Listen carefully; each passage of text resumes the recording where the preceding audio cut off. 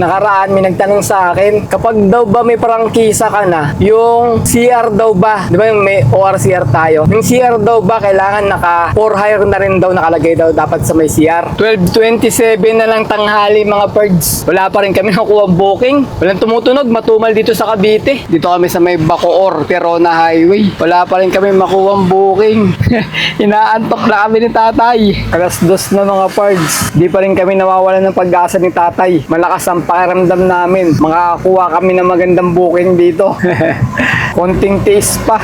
Nabuhay ng dugo yung tatay ko eh. Kanina, antok-antok na eh. Kala wala nang pag-asa, wala lang may sasabay na booking pa pauwi. Kala namin yun na lang yung ano namin eh, magagawa namin sa bumagapon eh. Yung regular client lang eh. Swerte tayo mga pards oh. May tip tayo na ano, pakita ko sa inyo mga pards. Eh no, may tip kami na 400 pesos, di ba? 400 plus. Meron pa tayong Oreo merienda. May soft drinks pa tayo. Tagi sa amin ni tatay.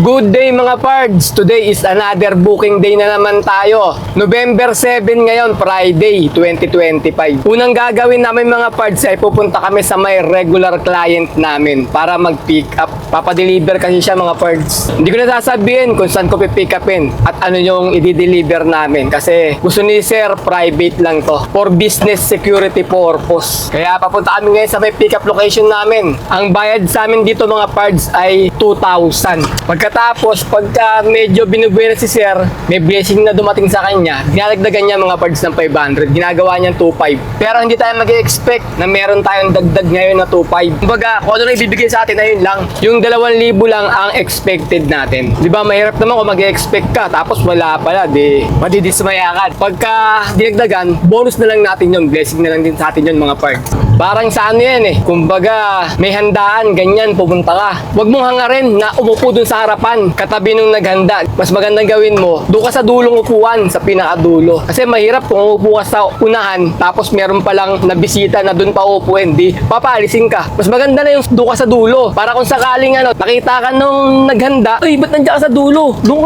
ka ba sa unahan, di ba? Sasabihin sa'yo nung ano, lumipat ka dun. Dun ka talaga dapat eh, di ba? Kaya mas maganda na yung ano, hindi tayo nag-expect ng mataas kasi sabi nga nila, yung nagpapakataas, binababa. Yung nagpapakababa, siya naman tinataas, di ba? Kaya mas maganda na yung ganun ang gawin nyo mga part. Huwag tayong maghahangad agad ng mataas. Magsimula tayo sa baba. Gaya nito mga part, magsisimula kami sa traffic. Tapos, banda ron wala ng traffic eh. Dito lang yung matraffic eh. Kaya magsisimula kami sa matraffic. Saktong alas 8 ng umaga mga parts. Papunta na kami sa may pick up location namin. Kaya ito maganda kay Lalamove mga parts eh. Or may ganitong sasakyan ka. Habang tumatagal ka, nagkakaroon ka ng mga regular client na gustong magpa-deliver sa'yo. Yung iba kasi, gusto kasi, yung parang ano, hindi na sila mahihirapan mag-book, ganon, maghanap ng sasakyan. Kumbaga ano na, isang tawag lang nila, nandyan na, pupunta ka na. Ganon yung mga ibang ano eh, mga kliyente natin eh. Gusto yung mga mabilisan, katulad ng ganito. Ayan na mga parts, na-pick up na namin. Bale, konti lang mga parts. Ayan lang yung mga box. Pwede pa sana sabayan mga parts dahil konti lang, di ba? Pero hindi na kasi kailangan ni sir tong mga items na to. Bali, pagdating sa kanila, i-deliver niya rin agad. Kaya, itidiretso na namin mga parts. Maganda naman yung bayad sa amin ni sir neto eh. Kita mo, 38 kilometer lang yung drop-off namin. Meron na agad kaming 2,000 pesos mga parts. Kaya gandahan nyo lang at galingan nyo lang yung mga trabaho nyo mga parts. Nakaraan, may nagtanong sa akin, kapag daw ba may prangkisa ka na, yung CR daw ba, di ba yung may ORCR tayo? Yung CR daw ba kailangan naka for hire na rin daw nakalagay daw dapat sa may CR? Ayon sa pinagpalakaran namin mga parts, kasi nagpalakad nga lang kami ng prangkisa namin. Nung nakuha na namin yung CPC namin, ang sabi, pagka meron daw tayong yellow plate, papalitan na raw yung CR natin ng for hire. Kasi ngayon, yung plaka namin ay kulay puti pa eh. Papalitan daw ng LTO yan ng kulay dilaw o yellow plate. Pag pinalitan na ng yellow plate, papalitan na rin daw yung CR natin ng for hire. Kaya nga kami ni tatay, nagpaparehistro kami sa mga private na rehistruan lang. Kahit sa ang LTO pwede. Pero pagka yellow plate ka na o for hire ka na, doon ka na sa mga designated na LTO na pang-public ang pagpaparehistruhan mo. Hindi na gaya dati kahit saan pwede. Pinakamalapit sa amin yung main office dyan sa may East Avenue. Kaya pagka for hire na yung CR namin, doon na kami magpaparehistro. Kasi sabi daw, may nanghuli daw sa kanyang enforcer ganun daw na hinuli daw siya kasi yung CR niya nakita na not for hire pa. Samantalang meron na daw siyang CPC o prangkisa o yung decision. Kami nga, nakaraan ng mga parts na para kami ng LTO Tinignan yung namin, rehistro namin, tinignan yung ORCR namin, tinignan yung prangkisa namin. Okay naman, pinalis naman kami. Ewan ko sa kanya, bakit naparo daw siya ng siguro, hindi alam ng enforcer na pumara sa kanya na ganun. Kailangan mapalitan muna yung plaka bago palitan din ng for hire na CR. Kasi puti pa yung plaka natin Kaya not for hire pa rin yung CR natin. Mga pards, meron pala akong bagong Facebook page. Kasi yung dating Facebook page ko na Pards Cleto TV 2.0, na-hack, di ko pa ma-access Kaya gumawa ako ng panibagong Facebook page, mga pards. Pagkahanapin nyo, i-type nyo lang Pards Cleto TV. Walang space, mga pards para madali nyo mahanap. Tapos, space 2.0, space official. Ayun yung bago natin Facebook page. Ito, mga pards Kaya pakipollow lang, mga pards. Maraming salamat sa inyo. Ayun, mga pards, tapos na namin i-deliver yung sa may regular client namin. Bale, saktong 11:30 namin natapos. Kaya hanap muna kami ng mapapwestuhan, maghanap kami ng booking, tapos kakain din muna kami ni tatay, sasabay na namin kumain. Nagugutom na rin kami. Binabili na kaming ulam. Nandito na ito. Hanap na kami ng mapaparkingan. 11:47 na, mga pards. Kakain muna kami ni tatay ng tanghalian. Ganito gawin nyo. Kapag bibiyahe kayo kay Lalamove, magbaon na lang kayo, mga pards, ng kanin. Ulam sana kaso hindi kami nagigising ng maagang tatay. Laging tanghali na kami nagigising, kaya walang oras magluto ng ulam. Ginagawa namin, bumibili na lang kami sa labas ng ulam. Nagbabaon na lang kami ng kanin tsaka tubig para kahit pa paano makatipid ng konti. Yan binili ni tatay na ulam. Ano ba ito, tay? Upo. Tapos ano ito, tay? Baboy na yan. Hindi alam Basta luto na lang, no? Mura lang to, mga pards. Bale, 90 pesos lang bilhin ni tatay dito. Kaya nakakatipid kami ng ulam. Kita nyo, 90 pesos lang yung ulam namin, di ba? Tapos pang merienda mamaya, baka 30 nga lang, ganun lang. Tinapay lang binibili namin na merienda. Di umabot ng 200, di ba, yung namin? Yung nagagastos namin. Kasi pagtapos ng merienda, baka uwi na kami nun. Sa bahay na kami maghapon pag uwi na namin, ganun ginagawa namin. Pero depende pa rin sa inyo. Kasi may tao na malakas kumain bitin sa kanina yung mga ganito lang. Kaya may merienda, may hapunan pa yun kasi magugutom. Pagka gutumin ka, kami, kaya namin tisin tatay yung mga gutom namin At sa bahay na kami kumakain pag uwi para nakakatipid tayo. 12:27 na lang tanghali, mga pards. Wala pa rin kami nakuha booking. Walang tumutunog, matumal dito sa Cavite. Baba kami ng bandang Bacoor. Baka doon, meron tayong makuha doon, masabat tayo na booking doon. Wala, sobrang bihira lang tumunog yung itong Lalamove apps natin. Friday ngayon sa Metro Manila, maganda. Pagka Friday, maraming booking. Dito, madalang tumunog sa Cavite. Or baka break time lang, mga pards. Kaya siguro walang booking. Hintay tayo siguro ng mga alauna. Baka dumami na yung booking dito. Ewan ko lang kasi bihira naman tayo mag-Cavite ngayon Puro Metro Manila yung mga nakaraan mga biyahe namin. Kaya hindi ko rin gamay dito. 1:30 na ng tanghali, mga pards. Dito kami sa may Bacoor, Perona Highway. Wala pa rin kami makuwang booking. Inaantok na kami ni tatay. Napakatumal pala rito sa may Cavite, mga pards. Sobrang bihira tumunog. Tsaka iba-ibang lugar ng mga pupuntahan Hinahanap namin papuntang Quezon City. Meron puro puling mga lumalabas. Pag Friday sa Manila, Quezon City, malakas ang biyahe dyan pag ganitong Biyernes. Pag napunta ka pala sa mga probinsya, mahirap na pala ngayon. Las Piñas to Cabuyao, may lumabas. Pagkano na pamasahe, 500 pesos lang. Nakatulog na kami ni tatay, nakaiglip na kami. Pag inabot kami ng alas 5 rito, wala pa rin makuha. Uwi na tayo, tay. Labot tayo alas 5 no? November na, malapit na yung December. Ganito pa rin pala yung booking sa mga probinsya. Tumal pa rin talaga. Hindi pa talaga to probinsya kasi Bacoor lang to Isang andaran mo lang dyan. Metro Manila na. Las Piñas. Pero matumal pa rin yung booking. Nakapanghinayang kasi pag bumaba tayo ng mga bandang mga Pasay, bababa na yung pamasahe natin. Kakain pa tayo ng diesel. Kaya maaga pa naman Pinipilit pa namin makakuha ng booking dito. Baka may lumabas na papuntang Quezon City. Las Piñas, Las Piñas. 300 kg, 202 pamasahe. 8 kilometer pa yung pickup. Yun may kumuha na agad. Bilis man wala ng booking kahit mababa yung pamasahe. Kinukuha agad. Kasi nga, bihira yung booking dito. Kaya kahit pati pooling booking, pinagtsatsagaan na rin talaga. Kaysa sa maghintay ka na matagal. Katulad nito sa amin, no? Naghintay kami ng matagal ni tatay. Kunin mo na. Kung dito ka lang sa Cavite. Pero nakaraan hatid namin sa client namin dyan. Sinuwerte kami. Nakakuha kami ng 2 booking dito. Nakapagsabay kami. Double booking. Ang lit na pinadala sa amin nung una, 1,000 kg. Tapos kumuha ulit kami ng 1,000 kg. Kaya maganda yung biyahe namin nakaraan. Ngayon, mukhang mahirapan kami dahil walang booking. Yan o, Las Piñas, Bacoor. May 3 drop. Las Piñas, Las Piñas, Las Piñas, Las Piñas, Bacoor. Hindi kumuha. 2 na nakasali o. 884. Kuha na. Malayo pa tayo sa Las Piñas, 8 kilometer. Layo yun. Update ko na kayo mga pards. Pagka nakatulog na kami ni tatay dito. Pagka may nakuha na kaming booking, sabihin ko agad sa inyo. Alas 2 na mga pards. Di pa rin kami nawawalan ng pag-asa ni tatay. Malakas ang pakiramdam namin. Makakakuha kami ng magandang booking dito. Konting tiis pa. Mahaba pa yung oras. Alas 2 pa lang eh. Pag alas 5, wala na talaga. Hindi na tayo tay. Meron pa tayong 3 oras. Ayan na mga pards, yung finished product ng window grill natin. Ayan mga pards. Tapos ayun sa may bintana sa likod. Ito.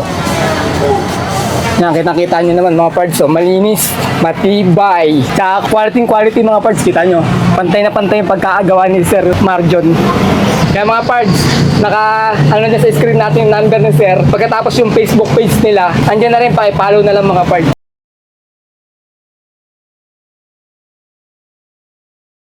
Sa wakas, nakakuha rin ng booking. Time check tayo, 2:35 PM. Nakakuha na kami ng unang booking namin. From Imus going to San Juan sa halagang 886. Ang layo ng pickup location ay 4.3 kilometer. 1,000 kg to. Papunta na kami sa may pickup location. May merienda na nga kami mga pards eh. Palis na sana kami dito sa may Tirona Highway eh. Tapos mabang bumibili ako ng ng merienda na tinapay dyan sa may bakery. Nakakuha ako ng booking. Ito nga. Pwede na to, 886. Kaysa wala tayong may dala pa uwi ng Quezon City. Ngayon, dami naman tumutunog. Sunod-sunod oh. Imus Pasig. Diba? Kaysa sa wala tayong makuwang booking pabalik. Umuwi tayo ng wala tayong dala-dala. Okay na to. Pick up tayo mga parts ng first booking natin. Ay yung pick up natin oh. Smart chair daw, smart chair. Pag matalino lang ito na upuan. Smart chair eh. Bale, 2. Isa pa. Yan. Yung pa isa. Saan bayad ma'am? Doon na sa... dito sa inyo. Kaya lang tayo, pipicture lang tayo. Okay, sige, thank you ma'am. Wala pa rin bayad. Nakakuha kami ng pansabay mga pards. Doon din sa may pinagtambayan namin kanina sa may Tirona Highway. Time check tayo. 3:01 PM from Bacoor going to San Agustin, Novaliches sa halagang 577. Ang layo ng pickup location ay 4.3 kilometer. 300 kg lang to. Papunta na kami sa may pickup location. Pero tinawagan ko yung nag-book. Wala, hindi makontak mga pards. Tatanong ko sana kung anong pick upin eh. Pero siguro kasya naman to. Kaya pupuntahan namin sa may pickup location. 300 kg lang naman to eh. Hindi naman tayo gana napuno.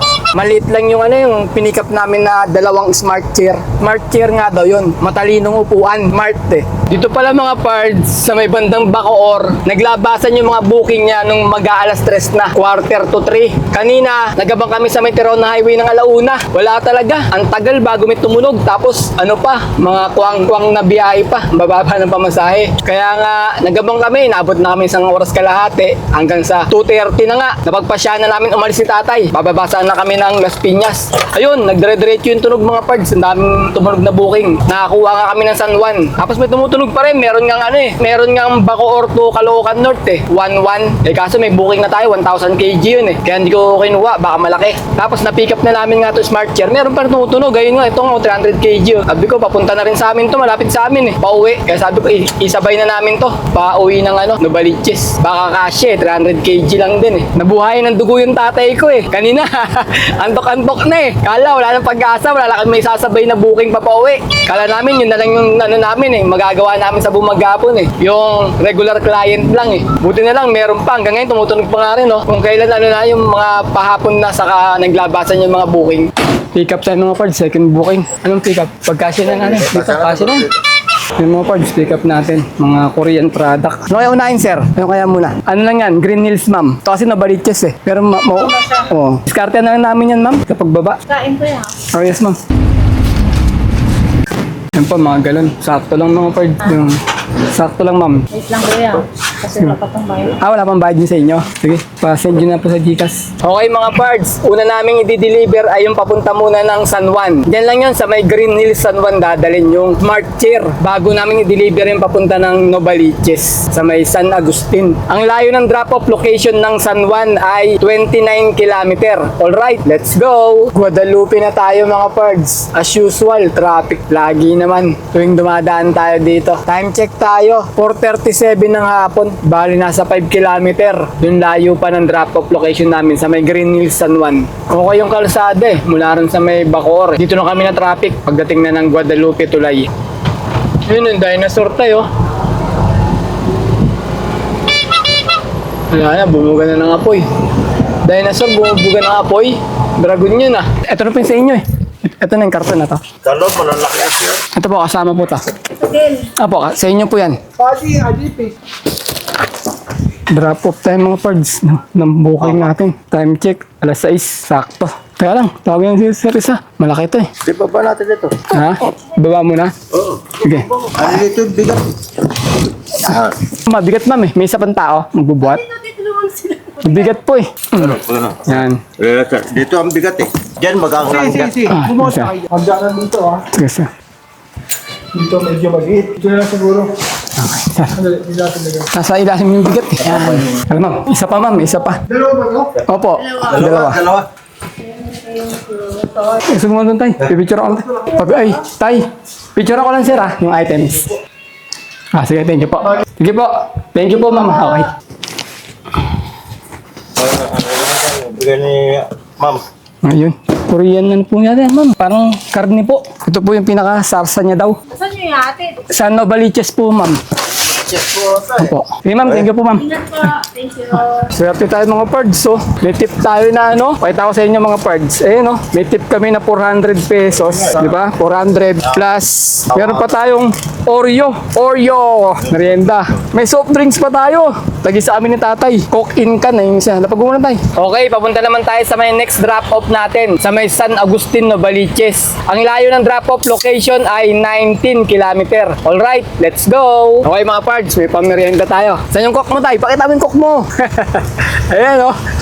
Merienda muna tayo. Pero tapos na kami magmerienda kanina. Bigay na lang ni ma'am to. Kaya sibugin na natin. Lagi tayong nakaka-champo ngayon ng mga magagandang customer, mga pards. Kahapon din, ganun. Sinuwerte din kami. Yung nagpalipat bahay, laki ng binigay sa amin. Kanina parang wala na kaming pag-asa ni tatay. Wala na kaming pag-asa kasi wala pa kami nakukuha booking. Last 2:30. Pero sinuswerte pa rin. Kaya ganun lang, tiyaga lang talaga. Kung tsatsaga ka lang mag-abang ng booking hanggang sa makakuha ka, swertein ka. Yung booking pala namin na yun mga pards ay bayad na sa may pick-up location. Binayaran na kami. Kaya yung binigay sa amin kaninang 400, bale, tip na lang namin yun. Nasa may EDSA na kami, along White Plains mga pards. Time check, 6:40 PM. Napaka-traffic na mga pards. Grabe yung traffic. Biyernes kasi, kaya sobrang traffic. Kahit sa may San Juan kanina, yung Wilson, tagal namin dun bago kami nakalabas. Nainip na nga yung drop-off natin eh, kasi tinawagan ko, sabi ko nandun ako sa may Wilson. Tinanong ko yung address niya, kasi nakalagay mali, parang mali map eh. Yun nga, mali nga. Pero kung di kami dumaan ng Wilson, baka napabilis kasi napaka-traffic sa Wilson eh.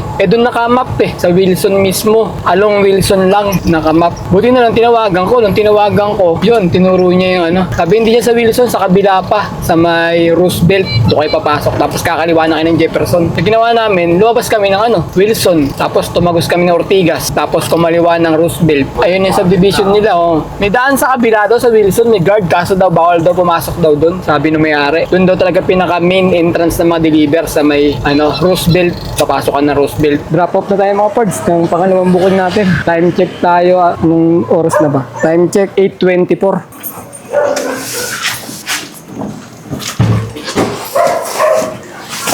Uwi na kami ni tatay. Sakto lang, malapit na lang sa amin. Buti nakachempo kami doon na ano, na booking. Ano pala yon? Pooling booking. Ngayon ko lang napansin ulit nung binasa ko yung booking. Kanina nung kinuha ko, hindi ko alam na pooling booking. Basta kinuha ko na lang eh. Basta meron lang kami pang sabay pa pauwi, di ba? Dahil pandagdag diesel din natin yon, sayang. Eh katulad nito, di ba? 577 dinagdagan, ginawan 700. Kaya swerte na rin. Nadagdagan pa siya ng pamasahe, di ba? Kasi kung minsan yung mga maliliit na bagay na gano'n, yung mga pooling, shipping, pagka naisabay mo, dagdag kita na rin yun mga pards eh. Tulad niyan, di ba, mabait yung drop-off namin, nagdagdag pa siya ng 123, di ba? Swerte, pagka ganun. Okay, income reveal tayo mga pards. Bale, nakadalawang booking kami sa maghapon at ang kinita namin ay 1,195. Pagkatapos, i-add natin dyan yung 2,000 na bayad sa amin nung regular client namin. At yung tip na nakuha namin, 400 tsaka 120. Sabihin natin 2,500 na lang mga pards. Tapos gawin natin tong 1,200 naman. 1,2 plus 2,5 equals 3,700. Pagkatapos, bawasan natin ng 1,000 na diesel at 200 na pangkain. Bale, 1,200 yon. 3,700 minus 1,200 equals 2,500. Ayun mga pards, naka 2,500 kami na malinis. Labas na rin yung pangkain, pan-diesel, saka yung commission nila Lalamove.